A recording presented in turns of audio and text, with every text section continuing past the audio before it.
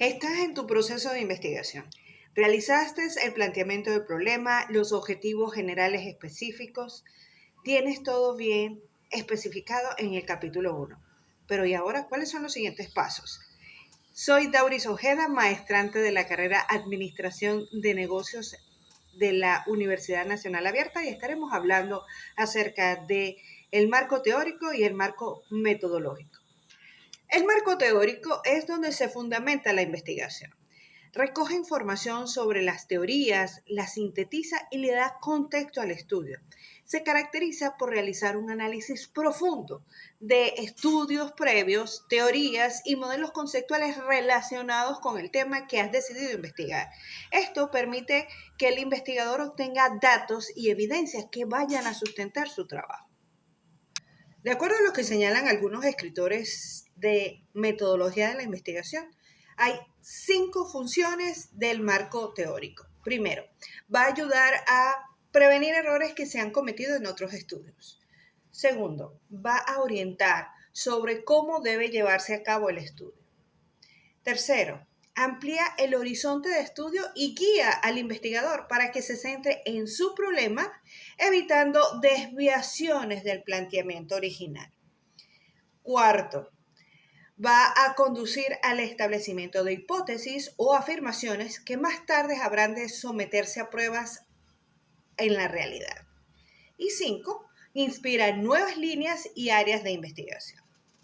En el marco teórico vamos a seguir 5 pasos también. Revisión de la literatura, fundamentación teórica, marco conceptual, antecedentes de la investigación y análisis crítico y síntesis. Profundicemos sobre cada una de ellas. Revisión de la literatura. Nuestra investigación tiene que tener una fuente teórica, algo que lo respalde. Para eso voy a revisar algunas fuentes que puedan darle fundamento, estabilidad, seguridad a mi investigación. Vamos a detallar qué criterios hemos usado para elegir estas fuentes. Actualidad, relevancia del tema, rigor metodológico, reputación del autor, entre otros. Vas a buscar fuentes que sean confiables, nada de Wikipedia. Vamos a usar bases de datos académicas como Google Scholar, DOAG, Cielo, Redalyc, entre otras. ¿Okay? Vamos a señalar la importancia de que esta literatura tiene que estar actualizada y debe reflejar los avances recientes en el área de estudio que ha seleccionado. Vamos a analizar estudios previos, explicar cómo cada estudio contribuye a la comprensión del tema y cuáles son sus limitaciones. Por ejemplo, se pueden destacar aportes teóricos, metodológicos o empíricos y a la vez detectar vacíos o contradicciones en la literatura. Identifica las líneas de investigación predominantes, los debates existentes entre diferentes autores y resalta qué aspectos requieren mayor profundización. Y sobre eso es que te vas a enfocar cuando haces la revisión de la literatura. Fundamentación teórica. Aquí vamos a exponer sobre las teorías y los modelos más relevantes para explicar el fenómeno investigado. Por ejemplo, si tu estudio se enfoca en el desarrollo organizacional, vas a explicar los modelos teóricos sobre liderazgo, cultura organizacional o gestión del cambio. Vas a explicar cómo cada modelo ayuda a comprender mejor el problema, señalando casos de éxitos o aplicaciones en contextos similares. Definimos conceptos clave, términos, variables esenciales del estudio para que podamos comprender mejor y evitar las ambigüedades. Si estoy investigando sobre la inteligencia emocional, definimos sus dimensiones, autoconciencia, autorregulación, etc. y su relevancia en el desarrollo organizacional. Dentro del marco conceptual vamos a relacionar los conceptos y las teorías. Podemos hacerlo a través de mapas conceptuales o diagramas que son herramientas visuales que nos permiten relacionar los conceptos y las teorías. Podemos incluir flechas que indiquen causalidad o influencias recíprocas. Podemos destacar cómo la combinación de diversas teorías permiten una visión más global y comprensiva del fenómeno investigado, facilitando así la identificación de áreas de convergencia y divergencia. Lo siguiente es la formulación de hipótesis o de las preguntas de investigación. A partir de la síntesis de la literatura y la integración de las teorías, vamos a explicar cómo se generan las hipótesis o cómo se formulan las preguntas que orientarán mi investigación. Si la revisión teórica evidencia una relación positiva entre la inteligencia emocional y la productividad, la hipótesis podría ser: la inteligencia emocional tiene un impacto positivo en la productividad de los trabajadores dentro del contexto del desarrollo organizacional. Hablamos de los antecedentes de la investigación, hablamos que tengo que buscar la historia y la evolución del tema. Tengo que hacer un resumen cronológico sobre cómo ha ido evolucionando el conocimiento del tema, mencionar hitos y estudios claves que hayan sentado lo que son todas sus bases teóricas. Voy a señalar cómo los antecedentes contribuyen a comprender la situación actual del fenómeno que estoy investigando. Puedo identificar vacíos.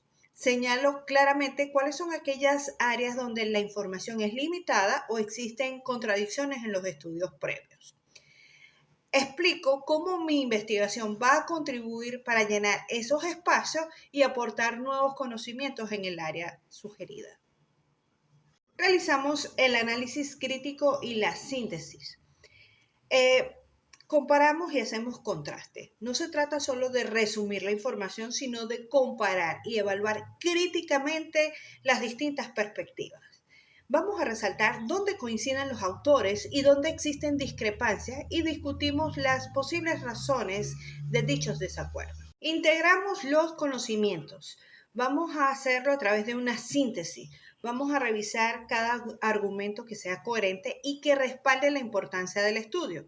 Y luego vamos a describir cómo la síntesis de la literatura respalda la elección de los métodos y la formulación de hipótesis, creando un puente claro hacia el siguiente capítulo, que es el marco metodológico. El marco metodológico constituye la parte del proyecto que detalla cómo se va a llevar a cabo la investigación, ofreciendo una guía paso a paso que garantiza la coherencia entre el planteamiento teórico y los procedimientos prácticos. Proceso para desarrollar el marco metodológico. Primero vamos a determinar el enfoque y la naturaleza de la investigación. Luego vamos al diseño de la investigación, población y muestreo, y vamos a ver cuáles son los instrumentos y técnicas de recolección de datos. La naturaleza de la investigación define la perspectiva desde la cual se aborda el problema de estudio. Puede ser cuantitativa. Cuando hablamos de cuantitativa, hablamos de cuánto. Por lo tanto, se basa en medición, análisis estadístico de datos numéricos y va orientada a la comprobación de hipótesis mediante objetividad y rigor matemático. Cualitativa, hablamos de cualidades. Se centra en la comprensión de fenómenos a partir de interpretación de significados, experiencias y contexto, utilizando métodos que permitan la profundización en la subjetividad de los actores. También está la naturaleza mixta, que combina elementos tanto cuantitativos como cualitativos para ofrecer una visión más completa del fenómeno investigado. El diseño de la investigación es el plan o la estrategia central que orienta la recopilación, análisis e interpretación de datos. Vamos a tener investigación cualitativa e investigación cuantitativa. Dentro de la investigación cuantitativa vamos a tener métodos experimentales. Estos implican la manipulación deliberada de variables en un entorno controlado. Los métodos cuasi experimentales son similares a los experimentales, pero se realizan en entornos naturales donde el control total de las variables es limitado. Y los métodos no experimentales implican la observación y análisis de los fenómenos tal como ocurren sin intervención directa. La investigación cualitativa, vamos a cubrir algunos aspectos, como la etnografía. Tiene que ver con el estudio inmersivo en el contexto social para analizar culturas y costumbres. La fenomenología está enfocada en explorar experiencias y percepciones subjetivas, entendiendo la esencia de los fenómenos. La etnometodología analiza los métodos y prácticas cotidianas que permiten la construcción de significado. Los estudios de casos señalan que la investigación detallada de esos casos específicos para obtener información contextualizada. Y la investigación-acción es una metodología participativa donde el investigador colabora con los actores para identificar y resolver problemas. Población y muestreo. Lo primero que hacemos es definir la población. Hacemos una unidad de análisis. Describimos si se van a analizar individuos, grupos, instituciones o eventos. Luego analizamos definimos el alcance de la investigación. Esta va a depender del enfoque y puede ser a nivel local, regional, incluso internacional. El muestreo implica dos tipos de muestra, un muestreo cuantitativo y uno cualitativo. El cuantitativo implica el uso de técnicas probabilísticas, aleatorio simple, estratificado, por conglomerados, que permitan generalizar los resultados a toda la población. El muestreo cualitativo implica el uso de técnicas no probabilísticas. Hablamos de muestra intencional, bola de nieve, casos extremos que profundizan en la comprensión del contexto y las particularidades del fenómeno. La selección del método de muestreo se fundamenta en la naturaleza de la investigación y en los objetivos planteados, asegurando que la muestra sea representativa y adecuada para el análisis. Instrumentos y técnicas de recolección de datos. Tenemos los instrumentos de medición. Hablamos de escalas para medir actitudes. Por ejemplo, en ese caso está la escala tipo Likert o semántico diferenciales para cuantificar las actitudes y percepciones. Cuestionarios. Hablamos de un instrumento estructurado que permite obtener información estandarizada y cuantificable a partir de respuestas cerradas o abiertas. El otro instrumento es la entrevista. Esta puede ser estructurada o semiestructurada, abierta o cerrada, y facilita una recolección de datos más profundo y contextualizada. También tenemos la mejor de las técnicas, que es la observación. Hablamos de la percepción directa del investigador, registrando comportamientos y eventos en su ambiente natural.